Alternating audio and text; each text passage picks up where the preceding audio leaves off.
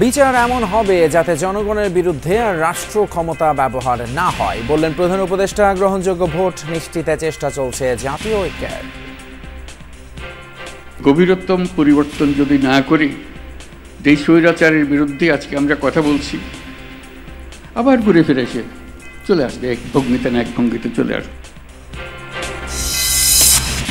অভ্যুত্থান দমনে মারণাস্ত্র ব্যবহারে অতি উৎসাহী ছিলেন ডিএমপি কমিশনার হাবিব এবং ডিবি হারুন। সাবেক আইজিপি মামুনের জবানবন্দি। হেলিকপ্টার থেকে গুলি রাজনৈতিক সিদ্ধান্তে। সংসদ নির্বাচন সামনে রেখে খসড়া ভোটার তালিকা প্রকাশ 10ই আগস্ট। লন্ডন বৈঠকের সিদ্ধান্ত অনুযায়ী দ্রুত ভোটের তারিখ ঘোষণার আহ্বান মির্জা ফখরুলের।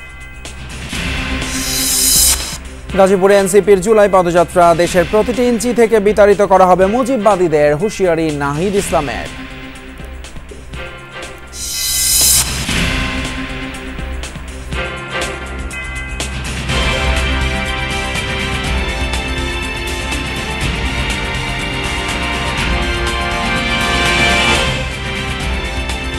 সবাইকে আমন্ত্রণ যমুনা নিউজে। আপনাদের সঙ্গে আছি আমি ফয়সাল তিতুমির। এতক্ষণ শিরোনামগুলো দেখলেন। এমন স্বচ্ছতার সাথে জুলাই গণহত্যার বিচার হবে যেন ভবিষ্যতে রাষ্ট্রীয় ক্ষমতা ব্যবহার করে আর জনগণের উপর দমন পীড়ন চালানো না যায়, এমন প্রতিজ্ঞার কথা উল্লেখ করে প্রধান উপদেষ্টা ডক্টর মোহাম্মদ ইউনূস বলেছেন, একটা প্রলেপ দিয়ে নয়, গভীর সংস্কারের মধ্য দিয়ে এই দেশকে নতুন করে করতে হবে। জুলাই গণঅভ্যুত্থানের 1 বছরে জাতিসংঘের জুলাই স্মরণ আয়োজনে তিনি বিশ্বাসযোগ্য নির্বাচনের প্রতিশ্রুতি দিয়েছেন। অনুষ্ঠানে ছিল বিভিন্ন রাজনৈতিক দলের নেতা এবং আন্দোলনের শহীদ পরিবারের সদস্য ও আহতরা। বিসমিল্লাহির রহমানির রহিম। জুলাই বিপ্লবের 1 বছরে বাংলাদেশে জাতিসংঘ মানবাধিকার মিশনের এই আয়োজন। আলোচনার বিষয় জুলাই স্মরণ, জাতিসংঘের তথ্য সন্ধান মিশনের প্রতিবেদনের সুপারিশ বাস্তবায়ন। প্রধান অতিথি অন্তর্বর্তী সরকার প্রধান ডক্টর মোহাম্মদ ইউনূস। বিশাল একটা মিছিল। অনুষ্ঠানে জুলাই আন্দোলনে আহতরা সেই সময়কার নৃশংস দুঃসহ স্মৃতি তুলে ধরেন। উত্তাল সেই দিনগুলোতে আন্দোলনকারীদের পক্ষে ভূমিকার বর্ণনাও দেন বিশিষ্টজনেরা। আমার ছেলে শিশু থেকে বনানী যখন এসএসসি পাস করি, তার সব ক্লাসে 100 নাম্বার ছিল, সে কোনো দিয়ে 1 নাম্বার কম পায় নাই। তারা দেশের জন্য আজকে পরিবর্তন করার জন্য গেছে। আলোচনায় অংশ নেন বিভিন্ন রাজনৈতিক দলের নেতারা। জুলাই হত্যাকাণ্ডের বিচার শুরু হলেও এর অগ্রগতি যথেষ্ট নয় বলে অভিযোগ জাতীয় নাগরিক পার্টি এনসিপির। আওয়ামী লীগের দোসররা, আওয়ামী লীগের নেতাকর্মীরা, তাদেরকে যথোপযুক্তভাবে বিচারের আওতায় নিয়ে আসার জন্য আমরা সরকারের কাছে সুপারিশ করছি। প্রায় একই অভিযোগ তুলে জামায়াতের আমির কথা বলেন বিচার, সংস্কার ও নির্বাচন নিয়ে। 3টা জিনিস প্যারালাল চলতে হবে: বিচার, সংস্কার এবং নির্বাচন। কিন্তু বিচার আর সংস্কারের আগে যদি কোনো নির্বাচন হয়, তাহলে সেটি আরেকটা ন্যাশনাল ডিজাস্টার হতে পারে, আমরা বিশ্বাস করি। বিচার প্রক্রিয়ার প্রতি পূর্ণ সমর্থন জানিয়ে বিএনপি মহাসচিব মির্জা ফখরুল বলেন, গুরুত্বপূর্ণ সংস্কারগুলো করে নির্বাচন হলে নির্বাচিত সরকার বাকি সংস্কার কাজ শেষ করতে প্রতিশ্রুতিবদ্ধ। 12টি বিষয়ে, মৌলিক বিষয়ে আমরা একমত হতে পেরেছি। বাকি যে বিষয়গুলো আছে সেই বিষয়গুলো নিশ্চয়ই আমরা যারা নির্বাচন করে একটা গণতান্ত্রিক ব্যবস্থায় যাব, অথবা যারা আমরা সরকারে যেতে পারি, তাদের দায়িত্ব হবে, কমিটমেন্ট হবে, তাদেরকে একটা অঙ্গীকারবদ্ধ হবেন তারা বাকি কাজগুলো সমাধান করবেন। প্রধান অতিথির বক্তব্যে প্রধান উপদেষ্টা অভ্যুত্থানে নিহতদের আত্মত্যাগকে স্মরণ করেন। বলেন, কেবল কাগজে নয়, গভীরতম সংস্কার করতে হবে। জুলাই বিপ্লবকে পুনর্জন্ম আখ্যা দেন তিনি। জুলাই আমাদের পুনর্জন্মের মাস। এটা শুধু স্বৈরাচারী মুক্তির বাস না, কতগুলো আঙ্গিক বিষয়, কতগুলো প্রলেপ বিষয়, এটা দিয়ে আমরা মনে করি যে আমরা কাজ করে ফেলেছি। সেখান থেকে যদি আমরা বিদায় করে মনে করি যে কাজ হয়ে গেছে, তাহলে আমরা বড় ভুল কাজ করলাম। আমাদের আগামীতে এখনো সুযোগ আছে। জুলাইয়ের শিক্ষা এখনো আমাদের কাছে তাজা আছে। প্রধান উপদেষ্টা বলেন, অন্তর্ভুক্তিমূলক এবং বিশ্বাসযোগ্য নির্বাচন নিশ্চিতে জাতীয় ঐক্যমত্য গড়ার চেষ্টা করছে অন্তর্বর্তী সরকার। We are working to build a broad national consensus. আমরা এমন এক রাজনৈতিক ব্যবস্থা গঠনের লক্ষ্যে জাতীয় ঐক্যমত্য গড়ার চেষ্টা করছি, যা অন্তর্ভুক্তিমূলক, অংশগ্রহণমূলক এবং বিশ্বাসযোগ্য নির্বাচন নিশ্চিত করে। আমাদের লক্ষ্য একটাই, একটি বাংলাদেশ গঠন করা, যেখানে প্রতিটি নাগরিক শান্তিতে, মর্যাদায়, গর্বে ও স্বাধীনতায় বাঁচতে পারে। With freedom, with dignity and with pride. দ্রুততম সময়ে জুলাই গণহত্যার তদন্তের জন্য জাতিসংঘ ফ্যাক্ট ফাইন্ডিং দলকে ধন্যবাদ জানান doctor Yunus. Thank you, United Nations. Tahid Mithun, Jamuna news, Dhaka. মার্কিন শুল্কারোপ নিয়ে যুক্তরাষ্ট্রের সাথে বাংলাদেশ প্রতিনিধি দলের বৈঠক শুরু হয়েছে স্থানীয় সময় দুপুর 2টায়। তৃতীয় ধাপের আলোচনা চলবে যুক্তরাষ্ট্র সময় বিকেল 5:30 পর্যন্ত। এরপর বুধবার স্থানীয় সময় সকাল 9টায় আবারও আলোচনা শুরু হবে। আজ আনুষ্ঠানিক বৈঠক শুরুর আগে বেলা 12:30 থেকে প্রায় 1.5 ঘন্টা অনানুষ্ঠানিক আলোচনা হয়। এর আগে স্থানীয় সময় সকালে বাংলাদেশ প্রতিনিধি দল ওয়াশিংটন পৌঁছায়। এতে নেতৃত্ব দিচ্ছেন বাণিজ্য উপদেষ্টা শেখ বশিরউদ্দিন। এই প্রতিনিধি দলে আরও আছেন প্রধান উপদেষ্টা, জাতীয় নিরাপত্তা উপদেষ্টা এবং রোহিঙ্গা সমস্যা বিষয়ক high representative doctor Khalilur Rahman, বাণিজ্য সচিব মাহবুবুর রহমান এবং বাণিজ্য মন্ত্রণালয়ের অতিরিক্ত সচিব ডক্টর নাজনীন কাউসার চৌধুরী। বিভিন্ন মন্ত্রণালয় এবং দপ্তরের কর্মকর্তারা ঢাকা থেকে বৈঠকে ভার্চুয়ালি অংশ নিয়েছেন। যুক্তরাষ্ট্রের পক্ষে নেতৃত্বে আছেন সহকারী ট্রেড রিপ্রেজেন্টেটিভ ব্র্যান্ডন লিঞ্চ, সাথে আছেন বাণিজ্য ও শুল্ক সংশ্লিষ্ট কর্মকর্তারা। শুল্ক সংক্রান্ত আলোচনার পুরো বিষয়টি সমন্বয় করছে ওয়াশিংটন ডিসির বাংলাদেশ দূতাবাস। আন্দোলন দমনে মারণাস্ত্র ব্যবহার, হেলিকপ্টার থেকে গুলি এবং ব্লক রেইডের সিদ্ধান্ত হয় রাজনৈতিকভাবে। আদালতে সাবেক আইজিপি মামুনের জবানবন্দির নথিতে উঠে এসেছে এসব তথ্য। বলা হয়, লিথল উইপন ব্যবহারে সাবেক ডিএমপি কমিশনার হাবিবুর রহমান হাবিব এবং ডিবির হারুন ছিলেন অতি উৎসাহী। স্বীকারোক্তিতে উঠে আসে বৈষম্য বিরোধী আন্দোলনের সমন্বয়কদের গ্রেপ্তারের বিস্তারিত। জানাচ্ছেন মাইনুল মারুফ। স্থলে যখন আন্দোলন দমনে ব্যর্থ আইনশৃঙ্খলা বাহিনী, তখন আকাশে উঠছে র্যাবের কালো হেলিকপ্টার। সড়ক মহাসড়কে একদিকে মরণাস্ত্র ব্যবহারে ঝরছে প্রাণ, আকাশ থেকেও তখন চলছে গুলি। আর সম্মিলিত এই হত্যাযজ্ঞের ফল প্রায় 1500 মানুষের মৃত্যু। গত 24 মার্চ ঢাকার সিএমএম আদালতে জবানবন্দি দেন সম্প্রতি আসামি থেকে রাজসাক্ষী হওয়া চৌধুরী আব্দুল্লাহ মামুন। 5 পৃষ্ঠার জবানবন্দিতে উঠে আসে জুলাই গণহত্যার কুশীলবদের ভূমিকা, পাশাপাশি নির্বাচন কারসাজি, গুম খুনের নেপথ্যে থাকাদের কথাও উঠে এসেছে। জবানবন্দিতে চৌধুরী মামুন বলেন, 19 জুলাই থেকে প্রতি রাতেই সাবেক স্বরাষ্ট্রমন্ত্রী আসাদুজ্জামান খান কামালের বাসায় বৈঠক হতো তাদের। সেখানে উপস্থিত থাকতেন 2 সচিব, এসবি প্রধান মনিরুল ইসলাম, ডিবির হারুন, র্যাবের মহাপরিচালক, আনসারের ডিজি, এনটিএমসির জিয়াউল আহসান সহ অনেকেই। মূলত এই বৈঠক থেকেই আসত সব ধরনের নির্দেশনা। আদালতে দেয়া জবানবন্দিতে সাবেক এই আইজিপি আরও বলেন, কোর কমিটির এক বৈঠকে সমন্বয়কদের আটকের সিদ্ধান্ত হয়। সেই সিদ্ধান্ত মোতাবেক 6 সমন্বয়ককে আটক করে ডিবি কার্যালয়ে নিয়ে আন্দোলন প্রত্যাহারের ঘোষণা দিতে তাদের মানসিক নির্যাতন করা হয়। আন্দোলন দমনে হেলিকপ্টার থেকে গুলির বিষয়ে সাবেক আইজিপি বলেন, আন্দোলনকারীদের নজরদারি, গুলি করে ভীতি সৃষ্টির পরিকল্পনা করা হয়। র্যাবের তৎকালীন মহাপরিচালক হারুন আর রশিদের পরিকল্পনায় রাজনৈতিক সিদ্ধান্তে হেলিকপ্টার মোতায়েন করা হয়। আদালতে দেয়া জবানবন্দিতে মামুন বলেন, আন্দোলন দমনে মরণাস্ত্র ব্যবহার এবং আন্দোলনপ্রবণ এলাকায় ব্লক রেডের সিদ্ধান্ত হয় রাজনৈতিকভাবে। স্বরাষ্ট্রমন্ত্রী নিজে লেথাল ওয়েপন ব্যবহারে শেখ হাসিনার সিদ্ধান্তের কথা জানান তাকে। ডিএমপি কমিশনার হাবিবুর রহমান হাবিব ও ডিবির হারুন লেথাল ওয়েপন ব্যবহারে সবচেয়ে বেশি উৎসাহী ছিলেন। এছাড়া ওবায়দুল কাদের সহ অনেকেই মরণাস্ত্র ব্যবহারে উস্কানি দিয়েছেন বলেও জানান সাবেক এই আইজিপি। 5 আগস্ট বিকেলে তেজগাঁও বিমানবন্দর থেকে সেনানিবাসে যান মামুন। জবানবন্দির শেষে সে সময় গুলি করে মানুষ হত্যা, আহতের ঘটনায় তৎকালীন পুলিশ প্রধান হিসেবে ক্ষমা চান চৌধুরী মামুন। মাইনুল মারুফ, যমুনা নিউজ, ঢাকা।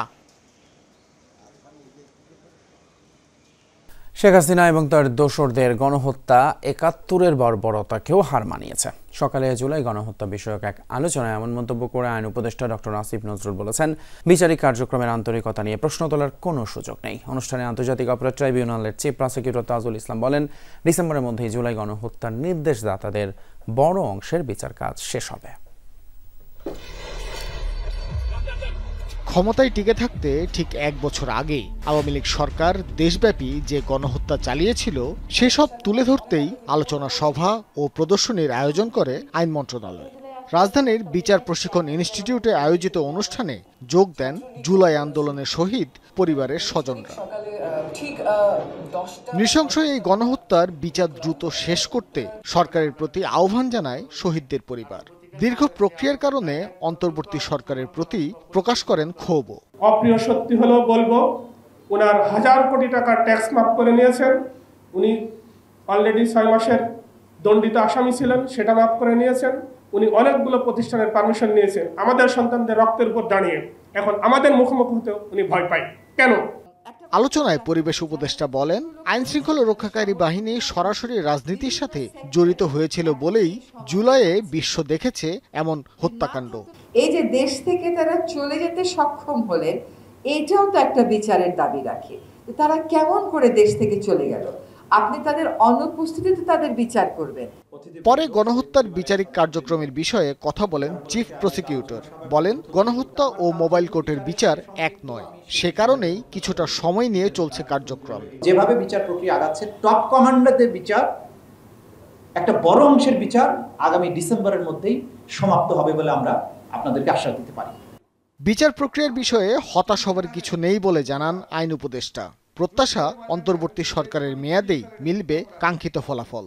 শেখ হাসিনা এবং তার দোসররা যে অপরাধ বাংলাদেশে করেছে, আমি সরি, আমার মনে হয় 1971 সনে পাকিস্তানি বাহিনী এত জঘন্য অপরাধ করে নাই। মৃতদেহ পুড়িয়ে ফেলা, আহত মানুষকে গুলি করে মেরে ফেলা, আর্মড মানুষকে আহত হয়ে যাচ্ছে যখন তখন গুলি করে মেরে ফেলা। আপনারা বলতে পারেন 25শে মার্চে কালো রাত্রে হয়েছে, অবশ্যই 25শে মার্চে কালো রাত্রে ভয়াবহ ঘটনা ঘটেছে। ক্ষমতার পরিবর্তন হলেও বিচার প্রক্রিয়া থেমে না যাওয়ার পাশাপাশি আন্তর্জাতিক মানদণ্ড বজায় রাখার বিষয়ে গুরুত্ব দেওয়া হচ্ছে বলে জানান আইন উপদেষ্টা। সমস্ত সাক্ষ্য প্রমাণ আছে, কিন্তু এগুলি প্রসেসিং করে আমরা এমন বিচারই করব, এই বিচার নিয়ে কোনোদিন কোনো প্রশ্ন উঠবে না। ভাস্কর ভাদুরী, যমুনা নিউজ, ঢাকা।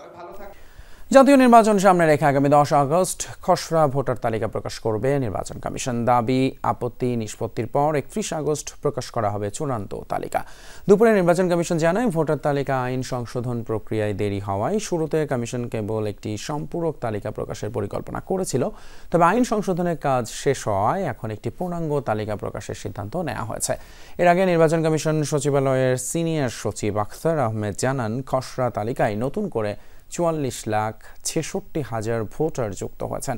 সবশেষ হালনাগাদ তথ্য অনুযায়ী দেশে বর্তমানে মোট ভোটার সংখ্যা 12,37,32,274 জন। জুলাই সনদ ঘোষণা করে দ্রুত লন্ডন বৈঠকের সিদ্ধান্ত অনুযায়ী ভোটের তারিখ ঘোষণা দিতে সরকারের প্রতি আহ্বান জানিয়েছেন বিএনপির মহাসচিব মির্জা ফখরুল ইসলাম আলমগীর। বলেছেন, বিএনপি সংস্কারকে স্বাগত জানানোর পরও জাতির জন্য প্রয়োজনহীন নানান বিষয় সামনে আনা হচ্ছে। পিআর নয়, দেশের মানুষ যেই পদ্ধতিতে অভ্যস্ত সেভাবে নির্বাচনের ব্যবস্থা করার আহ্বান বিএনপির মহাসচিবের। অসীম সাহসী তেমনি করোনায় কেড়ে নেয় ছাত্রদলের সাবেক সাধারণ সম্পাদক শফিউল বারী বাবুর জীবন। তার পঞ্চম মৃত্যুবার্ষিকীতে জাতীয় প্রেস ক্লাবে ছিল আলোচনা সভা। অংশ নেন দীর্ঘদিনের রাজনৈতিক সহযোদ্ধারা। মনোবল, সাহস এবং বিনয়ী ভাব তাকে মহান করেছে। ফ্যাসিবাদ বিরোধী আন্দোলনের অন্যতম সংগঠককে হারিয়ে স্মৃতিকাতর বিএনপির শীর্ষ নেতারাও। দলের মহাসচিব বলেন, মানুষের অধিকার ফিরিয়ে দেওয়ার গৌরবময় সংগ্রাম আর ত্যাগের ইতিহাস বিএনপির দীর্ঘ। 12টা মৌলিক বিষয়ে পরিবর্তনের সবগুলো দল এক হয়েছে। This is a positive step. সমস্যাটা ওই জায়গায় হয় যখন দেখি নতুন নতুন চিন্তা আসছে। সেই চিন্তাগুলো আমাদের দেশ জাতি ঠিক পরিচিত নয়। যারা এখনো ইভিএমে ভোট দিতে পারে না, তার পিআর বুঝবে কি করে? এই চিন্তা ভাবনা থেকে দূরে সরে যেতে হবে। এবং দুঃখজনকভাবে আমাদের দেশের কয়েকটা রাজনৈতিক দল এটাকে প্রমোট না, পণ করে বসে আছে, এটা না হলে নির্বাচনে যাব না। এই দেশের মানুষ যেটাতে অভ্যস্ত, সেই ভোটের ব্যবস্থা করেন। মির্জা ফখরুল মনে করেন, নতুন নতুন চিন্তা ভাবনা দিয়ে সমস্যার সমাধান মিলবে না। বাইরে থেকে এসে বসে বা কাউকে আপনার নতুন নতুন চিন্তা ভাবনা দিয়ে কিন্তু দেশের সমস্যার সমাধান করা যাবে না।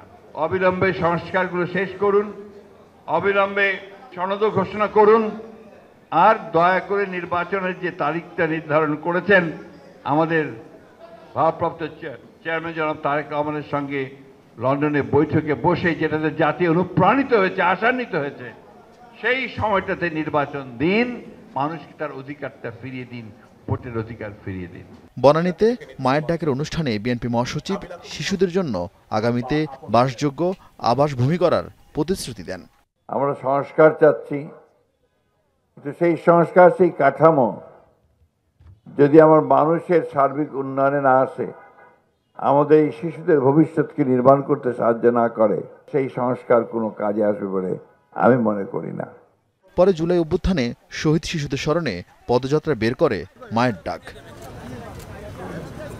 আরিফিন শাকিল, যমুনা নিউজ, ঢাকা। দেশের প্রতিটি কোণা থেকে বিতাড়িত করা হবে মুজিববাদীদের। গাজীপুর এনসিপির পথসভায় এমনটাই বলেছেন দলের আহ্বায়ক নাহিদ ইসলাম। তিনি আরো বলেন, নতুন বাংলাদেশ গড়ার যে স্বপ্ন গণ অভ্যুত্থানকালীন সময়ে সবাই দেখেছিল, সেই লক্ষ্যে এখনো লড়াই করে যাচ্ছে এনসিপি। এর আগে টাঙ্গাইলে পদযাত্রা পথসভা করে জাতীয় নাগরিক পার্টি। সেখানে নাহিদ ইসলাম বলেন, ধর্ম অবমাননা এবং নবীজিকে কটূক্তির অবশ্যই যথাযথ বিচার হতে হবে এবং সেটা আইনের মাধ্যমে হতে হবে। কিন্তু সেই ঘটনাকে কেন্দ্র করে হিন্দু ধর্মাবলম্বীদের উপর হামলা চালানো হলে তা মেনে নেওয়া হবে না। আমাদের লড়াই শেষ হয় নাই, আমাদের একটি নতুন বাংলাদেশের জন্য লড়াই চলমান আছে। বাংলাদেশের 64টি জেলায় আমরা গিয়েছি, যাব এবং আমরা ঘোষণা করেছি বাংলাদেশের প্রত্যেকটি ইঞ্চি মাটি থেকে আমরা মুজিববাদীদের বিতাড়িত করব। যমুনা নিউজের পর্যায়ে সময় হলো আরও একটা ছোট্ট বিরতির। সঙ্গেই থাকুন, একটু বাড়ি গেছে। জুলাই গণ অভ্যুত্থানের প্রথম শহীদ আবু সাইদ হত্যা মামলায় 30 আসামির বিরুদ্ধে প্রসিকিউশনের অভিযোগ গঠনের বিরুদ্ধে পরবর্তী শুনানি আগামীকাল সকালে। এই মামলায় রোকেয়া বিশ্ববিদ্যালয়ের সাবেক প্রক্টর শরীফুল ইসলাম, সাবেক এএসআই আমির হোসেন সহ 6 আসামিকে ট্রাইব্যুনালে হাজির করা হয়। এর আগে সোমবার আসামিদের বিরুদ্ধে অভিযোগ পড়ে শোনান চিফ প্রসিকিউটর। বলেন, পরিকল্পিতভাবে বিশ্ববিদ্যালয় প্রশাসন, ছাত্রলীগ, পুলিশ মিলে আবু সাইদকে হত্যা করে। পরে উল্টো আসামি করা হয় সাইদের সহযোদ্ধাদের। মূল ঘটনা আড়াল করতে বারবার পোস্টমর্টেম রিপোর্টে পরিবর্তন আনা হয়। গত 22 জুলাই রংপুরের বেগম রোকেয়া বিশ্ববিদ্যালয়ের সাবেক ভিসি, রংপুরের সাবেক পুলিশ কমিশনার সহ 24 জনকে পলাতক ঘোষণা করেন আন্তর্জাতিক অপরাধ ট্রাইব্যুনাল 2। শরীফুল ইসলাম যদি প্রপার ট্রায়াল অবশ্যই হবে, সেই ট্রায়ালের ভেতর দিয়ে শরীফুল ইসলাম মুক্ত হবেন বলে আমি আশা করি। এই গুলি করার অভিযোগে আপনারা দেখবেন যে দুটো ভিডিও আছে। একটা ভিডিও হলো গুলি করার ক্ষেত্রে ভিডিও আলাদাভাবে, আরেকটা ভিডিও হলো যে ভিকটিম যখন হাত প্রসারিত করে তার সংশ্লিষ্ট জায়গায় ছিল ওই পার্টটি। ইনভেস্টিগেশনের রিপোর্টের উপর ভিত্তি করে আমরা ফরমাল চার্জ দাখিল করেছি। আমাদের ভিডিও ফুটেজ আছে, সিসি ক্যামেরা আছে, সিডিআর আছে, আমাদের কাছে যথেষ্ট ডকুমেন্ট আছে। ঐকমত্য কমিশনের সাথে আলোচনায় রাজনৈতিক দলগুলো যেসব বিষয়ে একমত হয়েছে, খসড়া প্রস্তাবে তা বাস্তবায়ন পদ্ধতি না থাকায় সেসবে বিরোধিতা করেছে জামায়াত, এনসিপি সহ বেশ কয়েকটি দল। এছাড়া তত্ত্বাবধায়ক সরকারের প্রধান উপদেষ্টা নিয়োগে র্যাঙ্ক চয়েস পদ্ধতিতে দ্বিমত জানিয়েছে বিএনপি। তারা বিষয়টি সংসদের উপর ছেড়ে দিতে চায়। বৈঠক শেষে সহসভাপতি ডক্টর আলী রিয়াজ আশা প্রকাশ করেন 31 জুলাইয়ের মধ্যে ঐকমত্য কমিশনের সব কার্যক্রম শেষ করবে। এ সময় তিনি বলেন, তত্ত্বাবধায়ক সরকারের উপদেষ্টা মনোনয়নে 5 সদস্যের কমিটি থাকবে, তবে সেখানে ঐকমত্য না হলে এই কমিটিতে আরও 2 জন বিচারপতি যুক্ত হবেন। আরও বলেন যে 3/4 রাজনৈতিক দল কমিশনের দেয়া প্রস্তাব সময়ের পক্ষে। বুধবার ঐকমত্য হওয়া বিষয়ের তালিকা দলগুলোকে দেয়া হবে।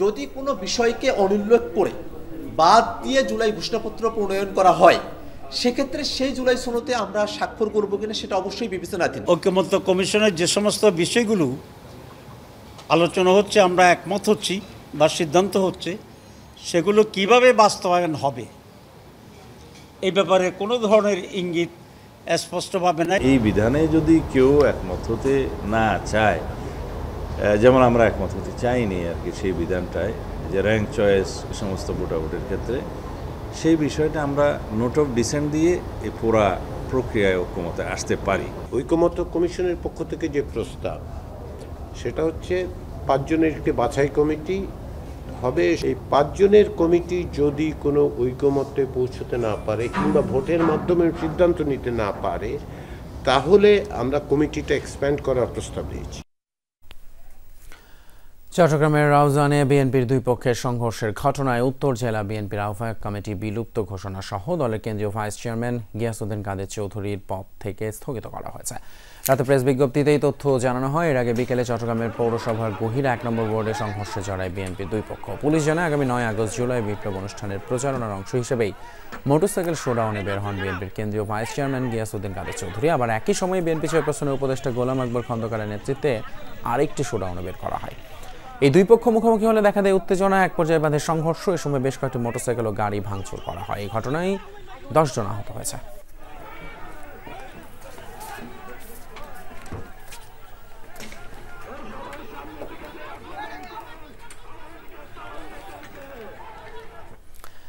এই ছিল আমাদের যমুনা নিউজের এখনকার আয়োজন। এতক্ষণ সাথে থাকার জন্য ধন্যবাদ আপনাদের সবাইকে।